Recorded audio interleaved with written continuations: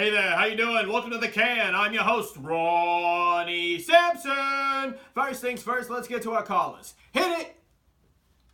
Hey Ronnie, long-time listener, but first-time caller. Hey, I was just watching the Snyder Cut, also known as Zack Snyder's Justice League. Loved it. Curious what your thoughts are. Anyways, thanks for taking my call. Cut Appreciate it. it.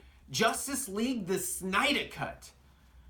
And Ronnie Sampson's gonna tell you all this movie is fantastic. It's delicious. It's everything you expect from a 4-hour long Zack Snyder film. It's great stuff. I kid you not. And actually, I am not even going to talk about the 2017 rendition of this film because that film is so bad, it belongs so far in the trash, it should not even be brought up for conversation.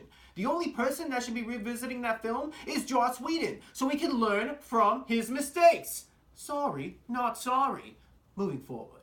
So the film has your bad guy. His name is Thanos 2.0, aka Darkseid. And he's trying to scorch the earth and conquer it and, take over the whole multiverse. Oh, actually, my man Darkseid is overshadowed by one person, none other than Steppenwolf. I mean, my man Steppenwolf. He goes from being this bad to badass. I mean, come on, Steppenwolf, major improvement. Sorry, I did not mean to reference that film last time, but Steppenwolf, your character was fantastic for being a DC CGI monstrosity. You came across so good, so ferocious, so evil. And that's what I want to see from a villain, baby. So Steppenwolf, good job. Darkseid, you're trying to be Thanos, but not so much, huh? Moving forward. So you got Batman and Wonder Woman is actually redeemed in this film, thank God, by an epic soundtrack solely brought up every time she's on screen. It is fantastic. Moving forward. So then we get a band of broken heroes together with Aquaman, who's coming off a booze cruise and doing fish stuff, and he doesn't really want to come, but when he's summoned to action, he makes it happen. And then you got the real heroes of this film. You got The Flash and my man, Cyborg. Ray Fisher. Phenomenal job. Major kudos from Ronnie Sampson here. I mean, this guy has 97% of his body covered in CGI, and he gives a more passionate, emotional performance than anyone in this film. I rest my case. Fantastic job. And spoiler alert, The Flash saves the world in the end after the Justice League loses. I mean, that's a way to end a film. The Justice League loses. And he uses the Speed Force to bring everything back. Ronnie Sampson's jaw was dropped to the floor, did not know what was happening. He was in awe like none other. I mean, Zack Snyder, have you been talking to my man Peter Jackson? I mean, I saw all those endings you had. It sounds like you did. But hey, kudos, my man. Great stuff. And to take it another step oh, actually, wait. Amy Adams is in this film. And, yeah, she's like the most important character in this film. She's like love and is the key to Superman. Because when Superman's brought back, he tries to roast the whole entire Justice League. Almost does. And then, Lois Lane shows up in the coincidence, like at the nick of time.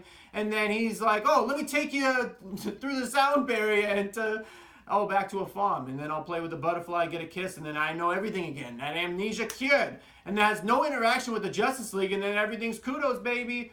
We're going to ignore that. But hey, great stuff. Love the action. And when you get into this, you got to realize it's a 4-hour film. And you cut out 2 hours of this film, it's going to be clunky. It's not going to make as much sense. But give props to my man Zack Snyder. He tried to stuff 3 movies into one. And that is some hard stuff to do, let me tell you that. But when you get the real thing going on here, the fact of the matter is Zack Snyder's not the winner here. The Flash is not the winner here. Cyborg's not the winner here. The real winner is, cue it, HBO Max, baby. Because they made that deal with Warner Brothers because they knew, maybe, that there wasn't going to be a theatrical release of a 4-hour long movie. But when you're at home on the comfort of your couch with your favorite meal, take a pause break, go to the restroom, do what you need to do, and come back, you are set. So props to that, HBO Max. And I am so happy I borrowed my friend's account. Anyways, moving forward, and if you like Zack Snyder films, and I mean, this film is cranked up to 11, and I mean 11. I'm talking about the violence, the CGI light shows, the slow-mo, and I mean the slow-mo.